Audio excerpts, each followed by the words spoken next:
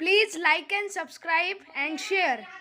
Not for profit concern म्हणजेच non trading organisation. Non trading ऑर्गनायझेशनच्या प्रॉब्लेममध्ये रिसिट अँड पेमेंट अकाउंट दिलेलं असतं आणि त्यावरून आपल्याला इन्कम अँड एक्सपेंडिचर अकाउंट आणि बॅलन्स शीट बनवायचं आहे. आता रिसिप्ट साईड म्हणजे मिळालेला पैसा. मग मिळालेल्या पैशांमध्ये काय असू शकतं, एकतर आपला इन्कम किंवा आपली लॅबिलिटी. लॅबिलिटी का, तर आपण कुणाकडनं उसने पैसे घेतले तरी ते आपल्याला रिसिप्ट होतात, बँकेकडनं लोन घेतलं तरी ते आपल्याला रिसिप्ट होतात, पण ती आपली लॅबिलिटी आहे. आणि इन्कम का, तर मिळालेला पैसा काही ना काही कारणास्तव मिळालेला असतो म्हणून तो आपला इन्कम झालेला असतो. आणि पेमेंट साईड म्हणजे गेलेला पैसा, आपल्याकडनं जो पैसा गोज आउट होतो, आपण जो पेड करतो तो आपण पेमेंटला लिहिलेला असतो. आणि म्हणून पेमेंटला एकतर एक्सपेंडिचर राहतील किंवा ॲसेट राहतील. मग आता हा पॉईंट वाचून तुम्हाला ओळखायचं आहे की ॲसेट आहे की एक्सपेंडिचर आहे. आता हा प्रॉब्लेम मी जो घेतोय याच्यात सबस्क्रिप्शनवर 4 ॲडजस्टमेंट आहे. जास्तीत जास्त आपण सबस्क्रिप्शनवर फोकस करणार आहोत. तर चला करूया स्टार्ट. प्रॉब्लेम सोडवायला सुरुवात करताना सर्वात पहिले आपण ॲडजस्टमेंटचे टिकआउट करून घेणार आहोत. आउटस्टँडिंग सबस्क्रिप्शन 2 वर्षांचं दिलेलं आहे, 1/4/10, 31/3/11. आणि सबस्क्रिप्शन रिसिव्ड इन ॲडव्हान्स हे पण 2 वर्षाचं दिलेलं आहे, ते पण 1/4/10 आणि 31/3/18. म्हणजेच सबस्क्रिप्शनवर 4 ॲडजस्टमेंट आहेत. मग सबस्क्रिप्शनला 4 टिकआउट केल्या आणि त्याला इथे ओळी सोडताना, इन्कम साईडला त्याला ओळी सोडताना त्याच्यासाठी आपल्याला 7 ते 8 ओळी सोडाव्या लागतील. मग पुढचा पॉईंट लिहावा लागेल. जर तुम्हाला प्रॉब्लेममध्ये बॅलन्स शीटसाठी कॅपिटल फंड दिलेला असेल तर तुम्हाला ओपनिंग बॅलन्स शीट ड्रॉ करायची गरज नाही पडत. आणि जर कॅपिटल फंड दिलेला नसेल तर ओपनिंग बॅलन्स शीट ड्रॉ करावं लागतं. बघा आता रिसिप्ट साईडला दिलेले आहे to balance brought down 10,500. Receipt साईडला दिलेला बॅलन्स ब्रॉट डाऊन हा कॅशचा ओपनिंग बॅलन्स असतो आणि म्हणून तो सध्या कुठेही लिहायचा नाही, कारण आपल्याकडे ओपनिंग बॅलन्स शीट नाही आहे. आपल्याकडे काय आहे, इन्कम अँड एक्सपेंडिचर अकाउंट आणि बॅलन्स शीट म्हणजे क्लोजिंग बॅलन्स शीट आहे. मग बॅलन्स ब्रॉट डाऊन कुठेही नाही लिहायचा, कारण तो मागच्या वर्षीच्या कॅशचा बॅलन्स आहे. नंतर दिलेले सबस्क्रिप्शन 92,700. मग चला हे सबस्क्रिप्शन घेऊया इन्कम साईडला. सबस्क्रिप्शन म्हणजे वर्गणी. आता हा प्रॉब्लेम दिलेला आहे लाईफलाईन हॉस्पिटल म्हणजे एक चॅरिटेबल हॉस्पिटल आहे आणि ह्या चॅरिटेबल हॉस्पिटलमध्ये जे काही मेंबर्स आहेत त्या प्रत्येक मेंबर्सकडनं सबस्क्रिप्शन म्हणजे वर्गणी गोळा होते आणि त्याच्यावर आपलं हॉस्पिटल चालतं. म्हणजे सबस्क्रिप्शन आपला इन्कम आहे म्हणून इन्कम साईडला लिहूया.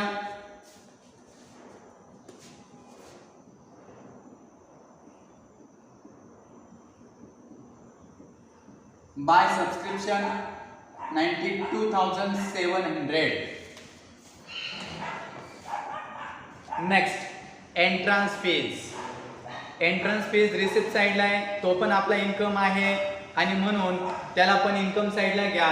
परंतु सबस्क्रिप्शन नंतर 7 ते 8 ओळी सोडून द्यायच्या. मग पुढचा पॉईंट लिहायचा बाय एंट्रन्स फीज.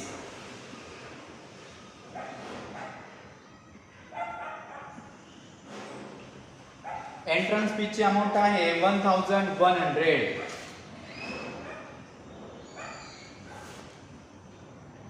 नंतर पुढचा पॉईंट आहे लाईफ मेंबरशिप फीज. आता लाईफ मेंबरशिप फीच्या तिथे ब्रॅकेटमध्ये म्हटलेलं आहे कॅपिटलाइज. रिसिप्ट साईडला जे पण इन्कम असतात ते 2 प्रकारचे इन्कम असतात, एक रिव्हेन्यू इन्कम आणि कॅपिटलाइज इन्कम. जे कॅपिटलाइज इन्कम दिलेले असतात ते लायबिलिटी साईडला लिहायचे किंवा कॅपिटल फंडमध्ये ॲड करायचे. पण जे रिव्हेन्यू इन्कम असतात ते रिव्हेन्यू इन्कम अँड एक्सपेंडिचर अकाउंटच्या इन्कम साईडला लिहायचे असतात. रिव्हेन्यू इन्कम किंवा revenue expenses income and expenditure अकाउंटला लिहिले जातात आणि कॅपिटलाइज इन्कम किंवा कॅपिटलाइज एक्सपेन्सेस बॅलन्स शीटला लिहिले जातात. मग आता इथे लाईफ मेंबरशिप फीजला म्हटलेलं आहे कॅपिटलाइज, म्हणून याला आपल्याला कॅपिटल फंडमध्ये ॲड करावं लागेल. मग आता कॅपिटल फंड लिहिलेला असतो लायबिलिटी साईडला कॅपिटल फंड त्याची अजून अमाऊंट मिळालेली नाही आपल्याला. जेव्हा ऍडजस्टमेंट आपण बघूया त्यावेळेस कॅपिटल फंडची अमाऊंट मिळेल. त्यासाठी त्याच्या समोर जागा रिकामी सोडा, कोरी सोडा. मग आता ही लाईफ मेंबरशिप फीज मिळाली, ती फक्त त्याच्यात ऍड करा. लाईफ मेंबरशिप फीजची अमाऊंट आहे आता, तिला लिहून टाकायचं. ऍड लाईफ मेंबरशिप फीज, तिची अमाऊंट आहे 15,000.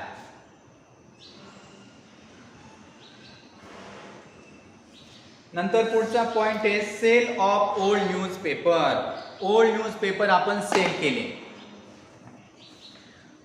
मग आता ओल्ड न्यूजपेपर म्हणजे आपल्या दृष्टीने काय असती, रद्दी असती. कारण न्यूजपेपरची किंमत फक्त एक दिवस असती. सकाळी न्यूजपेपर आल्यानंतर संध्याकाळपर्यंत. एकदा का तो दिवस संपला तर पुढच्या दिवसापासून तो न्यूजपेपर म्हणजे रद्दी असतो. आणि रद्दीची किंमत बिझनेसच्या दृष्टीने 0 असते. मग 0 रुपयाची वस्तू, 0 रुपयांची वस्तू ती विकली कितीला, 600 रुपयाला विकली, 600ला. म्हणजे आपल्याला याच्यात प्रॉफिट झाला. किती रुपये प्रॉफिट झाला, 600 रुपीज प्रॉफिट झाला. 0 किमतीची वस्तू आपण म्हणजे रद्दी ना, रद्दी 0 किमतीची आपल्या दृष्टीने. मग 0 किमतीची वस्तू 600 रुपयाला विकली म्हणजे 600 रुपये प्रॉफिट झाला. मग अशा कुठल्याही सेल्समधून जर प्रॉफिट झाला तर तो लिहायचा इन्कम साईडला, आणि जर लॉस झाला तर तो लिहायचा एक्सपेंडिचर साईडला. मग आता सेल ऑफ ओल्ड न्यूजपेपर लिहूया इन्कम साईडला.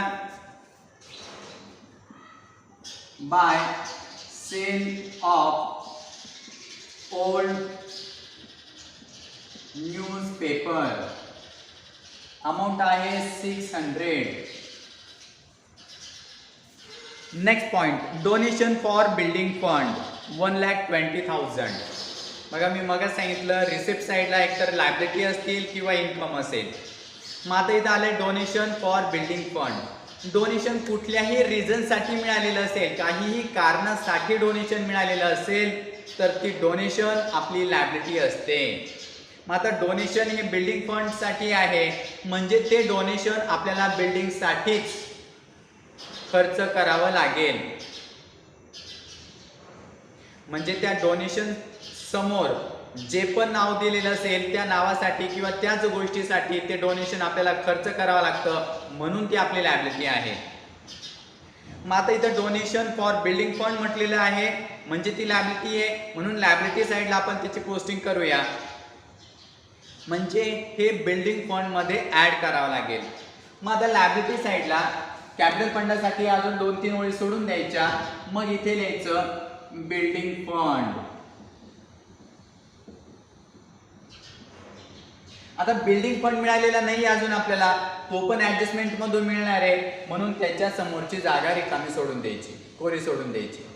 मग आता डोनेशन मिळालेले बिल्डिंग फंड साठी ते ऍड करून घ्या. त्याची किंमत मिळालेली ती लिहून टाकायची.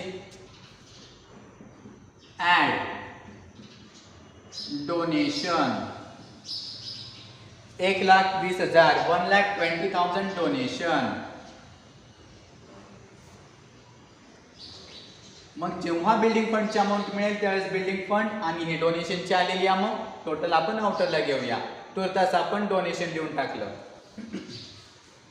याप्रमाणे आपली रेसिप्ट साईड संपलेली आहे. आता पेमेंट साईडला काय काय दिलेले बघूया.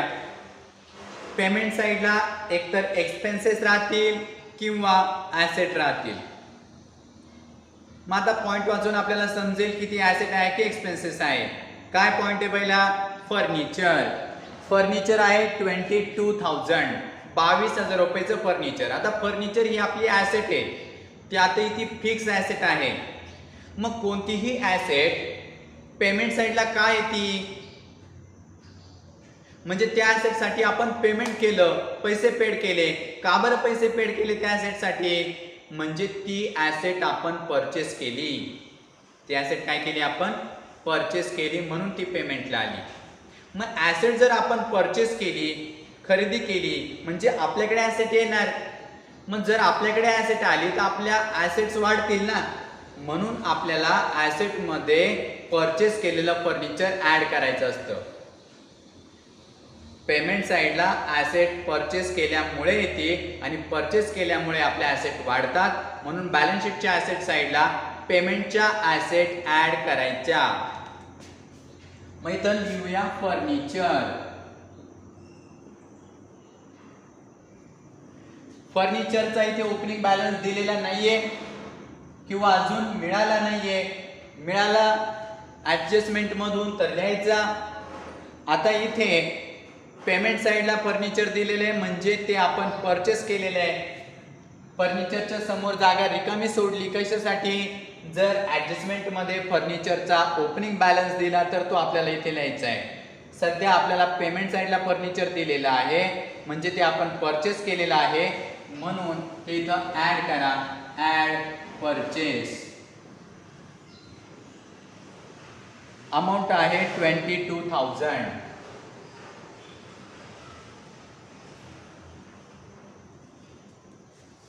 Next point, medicines. आता आपलं हॉस्पिटल आहे, मग हॉस्पिटलमध्ये मेडिसिनच असतील ना. मग मेडिसिन ही ॲसेट राहील की एक्सपेन्सेस राहील? मेडिसिन हा एक्सपेन्सेस राहणार, कारण मेडिसिन आपण परचेस केल्यानंतर त्या किती वर्ष टिकतात आपल्याला. साधं उदाहरण घ्या ना, तुम्ही आजारी पडले आणि हॉस्पिटलमध्ये गेले किंवा दवाखान्यात गेले, नंतर डॉक्टरने जी चिठ्ठी खरडून दिली त्याचं तुम्ही मेडिसिन आणल्या, मग ह्या मेडिसिन तुम्हाला किती वर्ष पुरणार आहे? 4 ते 5 दिवस. तुम्ही एक एक एक एक एक एक खाल्ली की त्या संपल्या. मग जे संपणारं असतं ना तो एक्सपेन्सेस असतो. एकदम गावठी भाषेत, जे संपणारं असतं तो एक्सपेन्सेस आणि जे टिकणारं असतं ती ॲसेट. मग आता इथे मेडिसिन दिलेले आहे, मेडिसिन हा आपला एक्सपेन्सेस आहे म्हणून त्याला एक्सपेंडिचर साईडला लिहायचं आहे. मग एक्सपेंडिचर साईडला लिहूया मेडिसिन्स 15,700. त्याच्यावर ॲडजस्टमेंट नाही आहे, डायरेक्ट आउटरला लिहायचं.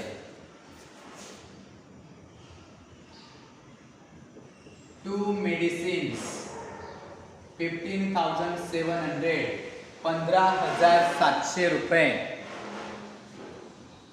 त्यानंतर हॉनोरेरियम टू डॉक्टर 65,000. हॉनोरेरियम म्हणजे सॅलरीच असते, म्हणजे जे डॉक्टर लोक आपण आपल्या हॉस्पिटलमध्ये ठेवलेले आहेत कामाला त्यांना आपण पेमेंट दिलं म्हणजे हॉनोरेरियम दिलं. मग आता त्यांना पेड केली ती अमाऊंट, सॅलरी म्हणून पेड केली, हॉनोरेरियम म्हणून पेड केली, म्हणजे तोही आपला एक्सपेन्सेसच आहे, म्हणून तो पण लिहायचा आपल्याला एक्सपेंडिचर साईडला. त्याच्यावर देखील ॲडजस्टमेंट नाही आहे, डायरेक्ट आउटरला लिहून टाकू. 65,000 to honorarium to doctors.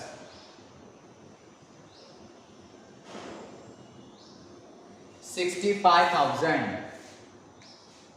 Next point, salary to staff. आता डॉक्टर्स आणि स्टाफ यात फरक केलेला आहे.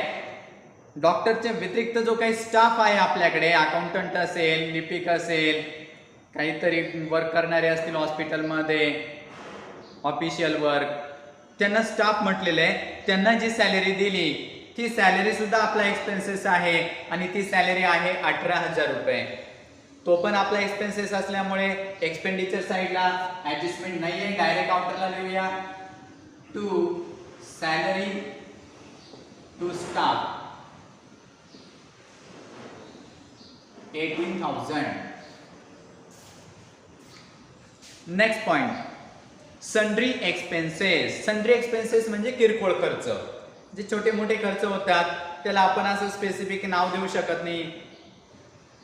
खूप छोटे छोटे खर्च असतात, चहा पाण्याचा खर्च असेल किंवा काही झाडझुडीचा खर्च असेल किंवा कोणाला तरी वेळेवर पैसे दिले, काहीतरी चॅरिटी म्हणून असेल, असे छोटे छोटे खर्च असतील त्याला सन्ड्री एक्सपेन्सेस म्हटलं जातं. मग हा एक्सपेन्सेस झाला 3,500, तो पण एक्सपेंडिचर साईडला लिहूया, त्याच्यावर पण ॲडजस्टमेंट नाही आहे.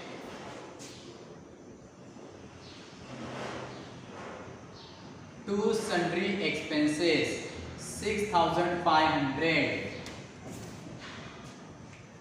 Next, surgical instrument. Surgical instrument म्हणजे काय?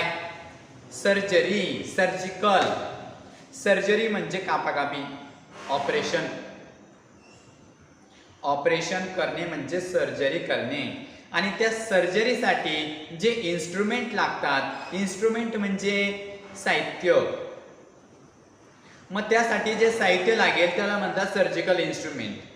मग ते ऑपरेशन थिएटरमध्ये तो मोठा लाईटचा फोकस असेल, तुमचे ते छोट्या छोट्या कात्री असेल, सीझर्स असतील, किंवा अजून वेगवेगळे साधन साहित्य असतं सर्जरी करण्यासाठी. मग ते रोज आणावं लागतं का? रोज वेगवेगळ्या सर्जरीसाठी वेगवेगळ्या नाही. ते एकदा आणून ठेवतात, 5-10 वर्ष परत बघायची गरज नाही पडत. म्हणजे ती आपली ॲसेट आहे, प्रॉपर्टी आहे, मालमत्ता आहे, संपत्ती आहे. आणि म्हणून ते आपल्याला लिहायचं आहे ॲसेट साईडला. बॅलन्स शीटच्या ॲसेट साईडला लिहूया त्याला सर्जिकल इन्स्ट्रुमेंट. त्याच्यावर देखील ॲडजस्टमेंट नाही आहे. आउटरला घेऊ, फर्निचरसाठी एक गोष्ट सोडून देऊया, मग लिहूया सर्जिकल इन्स्ट्रुमेंट.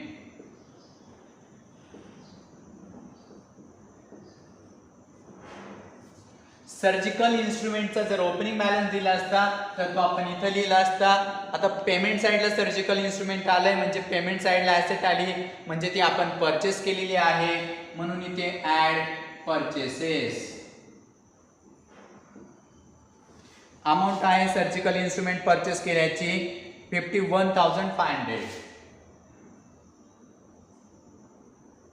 याच्या व्यतिरिक्त त्याच्यावर कुठलीही ॲडजस्टमेंट नाहीये. मग त्याचा बॅलन्स, त्याची टोटल आपण आउटरला घेऊया 51,500. फर्निचरवर देखील काहीच ॲडजस्टमेंट नाहीये. पुढे आपण मग वाचले ॲडजस्टमेंट, ते पण आउटरला घेऊया 22,000. ओपनिंग बॅलन्स नाही दिलेला त्याचा. पुढचा पॉइंट आहे फिक्स डिपॉझिट 60,000. फिक्स डिपॉझिट म्हणजे एफडी. आपण बँकेत एफडी करतो ते फिक्स डिपॉझिट. बँकेत पण एफडी केली जाते आणि जॉईंट स्टॉक कंपनी म्हणजे प्रमंडळ कंपन्यांमध्ये सुद्धा एफडी केली जाते. मग अशी एफडी केली आपण 60,000ची, ती आपली इन्व्हेस्टमेंट असते, कारण आपल्याला व्याजासह ते पैसे परत मिळणार असतात.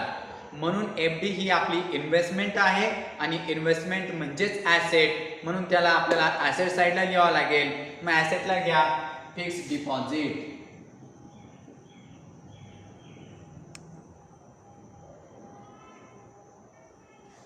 अमाऊंट आहे 60,000.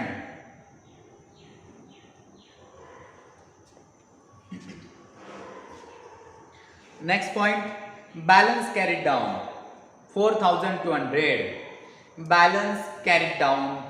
मग रिसिप्ट साईडला, रिसिट अँड पेमेंट अकाउंटला, क्रेडिट साईडला जो बॅलन्स कॅरीड डाऊन दिलेला असतो तो कॅशचा क्लोजिंग बॅलन्स असतो. आपल्या बिझनेसमध्ये शेवटच्या दिवशी जी कॅश असते त्या कॅशचा बॅलन्स म्हणजे बॅलन्स कॅरीड डाऊन. मग कॅश आपली ॲसेट आहे, प्रॉपर्टी आहे, म्हणून आपल्याला त्याला ॲसेट साईडलाच लिहावं लागेल. म्हणून कॅश इन हँड. अमाऊंट आहे 4,200.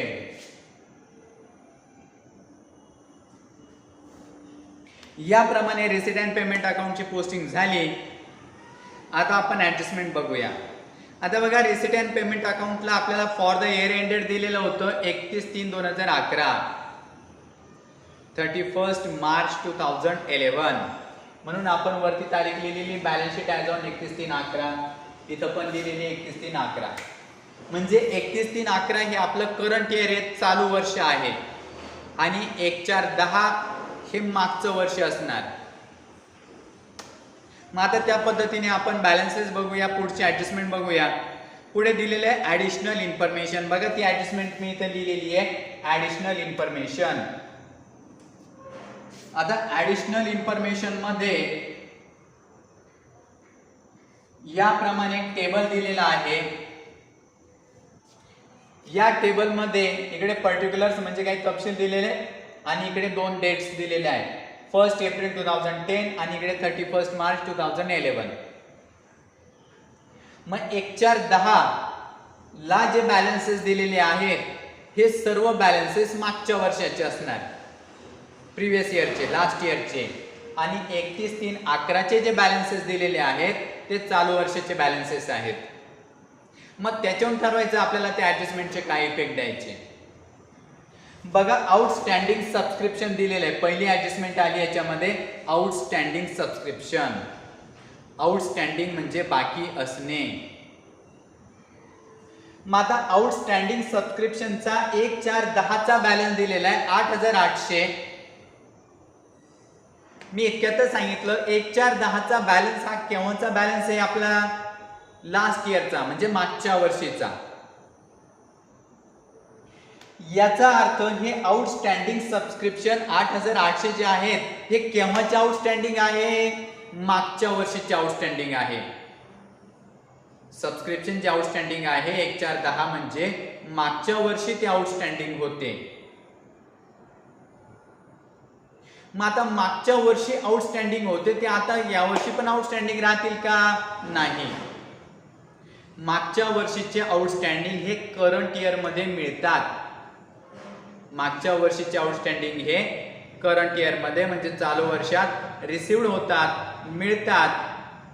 मग आता हे मागच्या वर्षीचे आउटस्टँडिंग असल्यामुळे आपल्याला चालू वर्षीच्या सबस्क्रिप्शन मधून ते लेस करायचे. आपण याच्यासाठी एक नियम बघितलेला आहे, मागचे पुढचे लेस आणि चालू वर्षीचे ऍड. एकच लक्षात ठेवायचं, मागचे पुढचे म्हणजे मागच्या वर्षीचे किंवा पुढच्या वर्षीचे असतील तर ते लेस करायचे आणि चालू वर्षीचे जे असतील आउटस्टँडिंग ते नेहमी ऍड करायचे.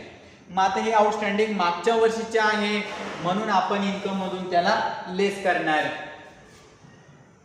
लेस आउटस्टँडिंग 1/4/10 किंवा लास्ट इयर म्हटलं, प्रिव्हियस इयर म्हटलं तरी चालेल. त्याची अमाऊंट आहे 8,800. 8,800 रुपये. मग आता 92,700 मधून 8,800 मायनस गेले, 0 0. 17तून 8 गेले, 9. आजचा दिला 12तून 9 गेले, 3. आजचा दिला 9तून 1 गेला, 8. 83,900. 83,900 शिल्लक राहिले. आता ह्या ऍडजस्टमेंटचा सेकंड इफेक्ट होणार नाही, याचं कारण सांगतो. हे आउटस्टँडिंग केव्हाचे, मागच्या वर्षीचे म्हणजे मागच्या वर्षीची ती ऍसेट होती ते ह्या वर्षी मिळाले म्हणून आपण या वर्षीच्या इन्कम मधून लेस केले. हा त्याचा एक इफेक्ट झाला. आता मागच्या वर्षीचं बॅलन्स शीट आपल्याकडे ड्रॉ नाहीये, आपल्याला ड्रॉ करायची गरज नाही पडलेली कारण कॅपिटल फंड पुढे दिलेला आहे आपल्याला, म्हणून त्याचा सेकंड इफेक्ट येणार नाही. जर आपल्याला कॅपिटल फंड दिलेला नसता तर आपण ओपनिंग बॅलन्स शीट ड्रॉ केलेलं असतं आणि ओपनिंग बॅलन्स शीट जर ड्रॉ केलेलं असतं तर या आउटस्टँडिंग सबस्क्रिप्शनचा म्हणजे मागच्या वर्षीच्या आउटस्टँडिंग सबस्क्रिप्शनचा सेकंड इफेक्ट दिला असता आपण मागच्या वर्षीच्या म्हणजे ओपनिंग बॅलन्स शीटच्या ऍसेट साइडला. पण आता ते ओपन केलेलं नाहीये त्यामुळे त्याचा विचार करायची गरज नाही. इफेक्ट द्यायचा असेल तर द्या, पण मनातली मनात. नेक्स्ट आउटस्टँडिंग सबस्क्रिप्शन बघा. आउटस्टँडिंग सबस्क्रिप्शन 1/4/10चा आपण इफेक्ट दिला. आता इथे पुढे दिलेले 9,000 आणि ते केव्हाचे 31/3/11चे. हे 9,000 केव्हाचे 31/3/11चे म्हणजे चालू वर्षीचे आउटस्टँडिंग आहे. मग हे चालू वर्षीचे आउटस्टँडिंग जर असतील तर ते काय करायचे, इन्कम मध्ये ऍड करायचे. इतक्यातच मी तुम्हाला रूल सांगितला, मागचे पुढचे लेस आणि चालू वर्षीचे ऍड. मग आता चालू वर्षीचं आउटस्टँडिंग आहे ऍड आउटस्टँडिंग 31/3/11 किंवा करंट इयर लिहिलं तरी चालेल. अमाऊंट आहे त्याची 9,000. मग इथे ऍड करूया 9,000. त्याची टोटल इनरलाच लिहूया 9 3 12. 92,900 टोटल झाली. आता चालू वर्षीचे आउटस्टँडिंग सबस्क्रिप्शन आहेत हे. चालू वर्षीचा इन्कम मिळायचा बाकी आहे. आउटस्टँडिंग म्हणजे बाकी असणे. मग चालू वर्षीचा इन्कम मिळायचा बाकी आहे, मिळायचं बाकी आहे, द्यायचं बाकी नाहीये, मिळायचं बाकी आहे. मग मिळायचं बाकी असेल तर ती आपली ऍसेट असते, द्यायचं बाकी असेल तर लायबिलिटी म्हणजे एक्सपेन्सेस जर बाकी असते तर ती लायबिलिटी झाली असती कारण तो एक्सपेन्सेस द्यायचा बाकी असतो. पण इथे इन्कम आहे, इन्कम मिळायचा बाकी असतो म्हणून ती ऍसेट असते. मग चालू वर्षीचा आउटस्टँडिंग सबस्क्रिप्शन आहे 9,000 म्हणून ते चालू वर्षीच्या ऍसेट साइडला आउटस्टँडिंग सबस्क्रिप्शन 9,000.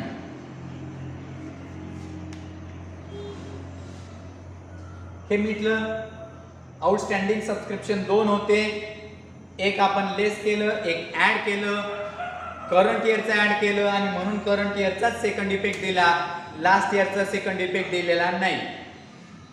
हा पॉइंट मिटला. आता पुढचा पॉइंट घेऊया. Subscription received in advance.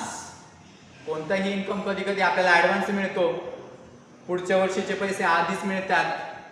Subscription received in advance, advance मध्ये सबस्क्रिप्शन मिळालं. मग आता याचे पण 2 बॅलन्सेस दिलेले आहेत. 1/4/10चा एक बॅलन्स दिलाय 7,500. म्हणजे काय, हे मागच्या वर्षी ऍडव्हान्स मध्ये मिळालेत. सबस्क्रिप्शन रिसिव्ड इन ऍडव्हान्स 1/4/10 म्हणजे मी सांगितलं ना मागच्या वर्षीचा बॅलन्स आहे तो, म्हणजे 7,500 सबस्क्रिप्शनचे मागच्या वर्षी ऍडव्हान्स मध्ये मिळाले. हे बघा, ऍडव्हान्स मध्ये कधीचे मिळतात, ज्या वर्षी ऍडव्हान्स मध्ये मिळाले ना ते त्याच्या पुढच्या वर्षीचे असतात. समजा आता ऍडव्हान्स जर मिळाले ते कधीचे राहतील, पुढच्या वर्षीचे. मागच्या वर्षी ऍडव्हान्स मिळाले तर ते केव्हाचे असतील, ह्या वर्षीचे. म्हणजे ज्या वर्षी ऍडव्हान्स मिळाले ते त्याच्या पुढच्या वर्षीचे असतात. मग आता इथे 1/4/10ला म्हणजे मागच्या वर्षी ऍडव्हान्स मध्ये मिळालेलं सबस्क्रिप्शन आहे 7,500. म्हणजे ते केव्हाचं असणार आहे, चालू वर्षीचं असणार आहे. सबस्क्रिप्शन रिसिव्ड इन ऍडव्हान्स मागच्या वर्षी ऍडव्हान्स मध्ये मिळालेलं होतं, हा त्याचा मागच्या वर्षीचा ऍडव्हान्स बॅलन्स आहे, म्हणून ते चालू वर्षीच्या सबस्क्रिप्शन मध्ये ऍड करायचं. ऍड ऍडव्हान्स 1/4/10 अमाऊंट आहे तिची 7,500. टोटल झाले 0,095 14, चला 1 7 3 10, चला 1 9 1 10, म्हणजे 1,04,000 रुपये टोटल अमाऊंट झाली.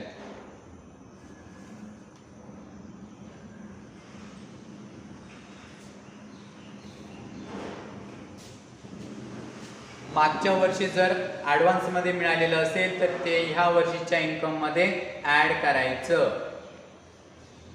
आता मागच्या वर्षीचं ओपनिंग बॅलन्स शीट नाही आपल्याकडे, म्हणून याचा सेकंड इफेक्ट द्यायची गरज नाही. मग पुढचा पॉइंट बघूया. बघा, सबस्क्रिप्शन रिसिव्ड इन ऍडव्हान्स 1/4/10चं झालं. आता 31/3/11चा बॅलन्स तो किती दिलेला आहे, 5,000. 31/3/11 म्हणजे करंट इयर, चालू वर्ष.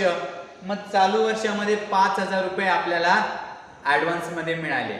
आता चालू वर्षामध्ये मिळाले, करंट इयर मध्ये मिळाले, म्हणजे केव्हाचे असणार, पुढच्या वर्षीचे, नेक्स्ट इयरचे. मग मी मग सांगितलं मागचे पुढचे लेस करायचे. मग आता या वर्षी ऍडव्हान्स मध्ये मिळाले म्हणजे ते नक्कीच पुढच्या वर्षीचे मिळाले, म्हणून या वर्षी ऍडव्हान्स मध्ये जर इन्कम मिळाला किंवा ऍडव्हान्स मध्ये सबस्क्रिप्शन मिळालं तर ते लेस करायचं. मग 31/3/11चं रिसिव्ड इन ऍडव्हान्स लेस करा, लेस ऍडव्हान्स 31/3/11 अमाऊंट आहे 5,000. म्हणजे आउटरला जातील 95,400. आउटरला 95,400. चालू वर्षी रिसिव्ड इन ऍडव्हान्स सबस्क्रिप्शन आहे, म्हणून चालू वर्षीच्या इन्कम मधून लेस केलं. आता कोणताही इन्कम जर ऍडव्हान्स मध्ये मिळाला तर ती आपली लायबिलिटी असते. कोणताही इन्कम ऍडव्हान्स मध्ये मिळाला तर ती लायबिलिटी असते, म्हणून लायबिलिटी साईडला घ्या.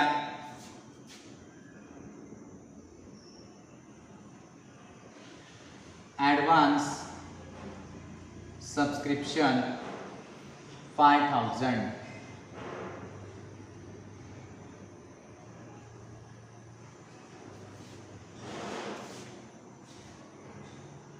याप्रमाणे सबस्क्रिप्शनच्या 4 ऍडजस्टमेंट झाल्या.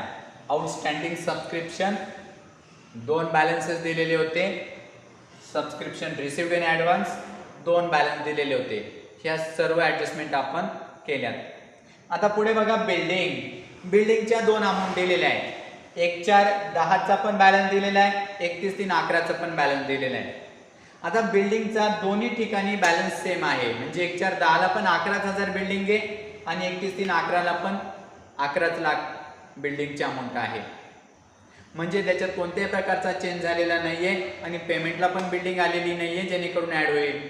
म्हणून बिल्डिंग ही फिक्स ॲसेट असल्यामुळे ती डायरेक्ट आता आउटरला घेऊया, कारण बॅलन्स दोन्ही सेम आहेत म्हणून.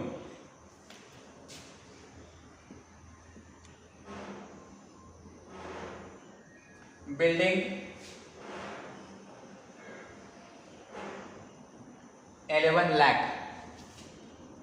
जर इथे वेगवेगळ्या अमाऊंट असत्या, असं समजा 1,4,10ला 11 लाख आहे आणि 31,3,11ला 10 लाख रुपये असते, मग काय केलं असतं, 1,4,10ची अमाऊंट इनरला लिहिली असती, 31,3,11ची अमाऊंट आउटरला लिहिली असती. मग दोघांचा जो डिफरन्स आला असता आपण त्याला नाव दिलं असतं डेप्रिसिएशन, कारण इनरच्या किमतीपेक्षा आउटरची किंमत कमी झालेली असती. इनरला 11 लाख, आउटरला 10 लाख, म्हणून जो डिफरन्स आला असता त्याला आपण डेप्रिसिएशन नाव दिलेलं असतं. पण आता दोन्ही ठिकाणी अमाऊंट सेम आहे त्याच्यामुळे डायरेक्ट आउटरला लिहायचं, इनरला आउटरला करायची गरज नाही. नेक्स्ट दिलेले इन्व्हेस्टमेंट 1,4,10ला पण 1,50,000 आहे, 31,3,11ला पण 1,50,000 आहे. इथं पण सेम, दोन्ही ठिकाणी अमाऊंट सेम आहेत म्हणून ते पण डायरेक्ट आउटरला घेऊया.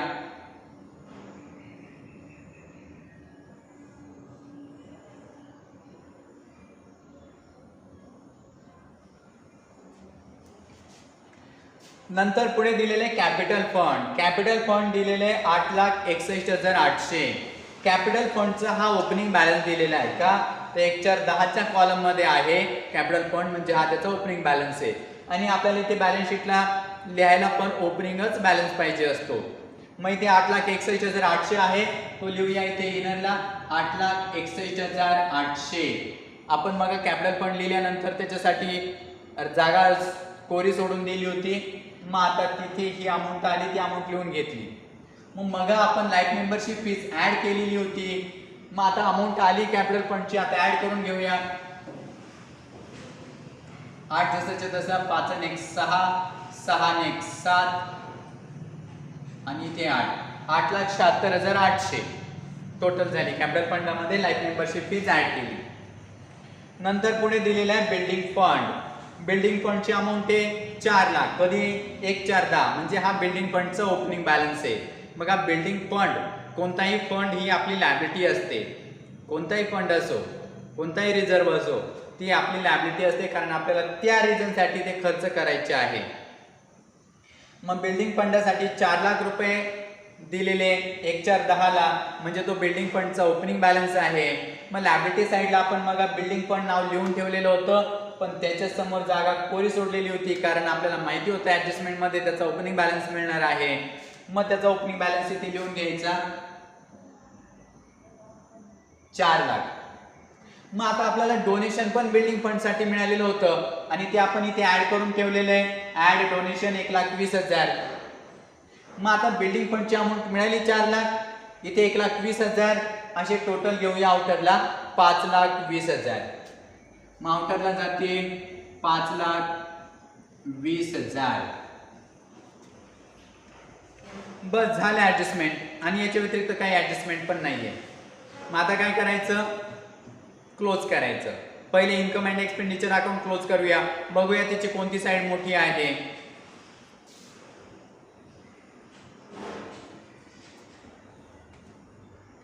इन्कम अँड एक्सपेंडिचर अकाउंटची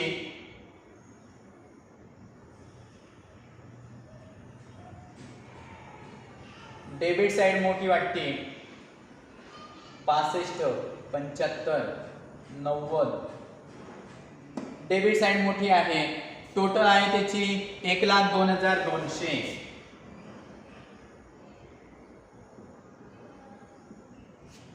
ते क्रेडिटला ट्रान्सफर केली 1,02,200. आता यातून ह्या डेबिट क्रेडिटच्या सर्व अमाऊंट मायनस करायच्या. 0,0,0,0. इथे 2 आहे, इथे 4 आणि 1 5, 5 आणि 6 11.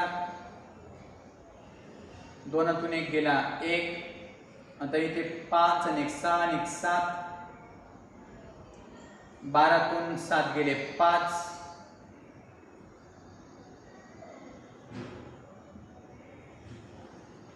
9 आणि 1 10. 0 शी 0. 1तून 1 गेला 0. म्हणजे 5100 रुपये इतका बॅलन्स उरला. मग 5100 रुपये ह्या साईडला उरले म्हणजे एक्सपेन्सेस जास्त आहे, इन्कम कमी आहे, याचा अर्थ आपल्याला लॉस झाला. म्हणून याला नाव द्यायचं बाय डेफिसिट. याला नाव द्यायचं बाय डेफिसिट आणि हे डेफिसिट आपल्याला कॅपिटल फंड मधून लेस करायचं. लेस डेफिसिट 5100. मग आता यांची टोटल आउटरला 8तून 1 गेला 7.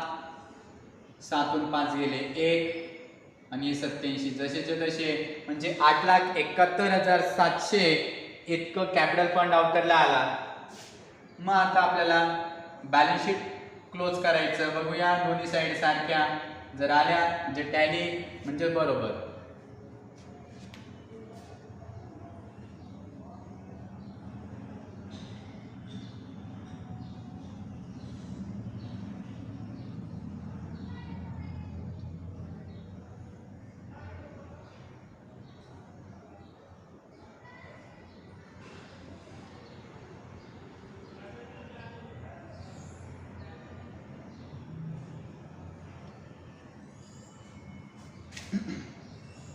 $13,96,700 ला टॅली झालं.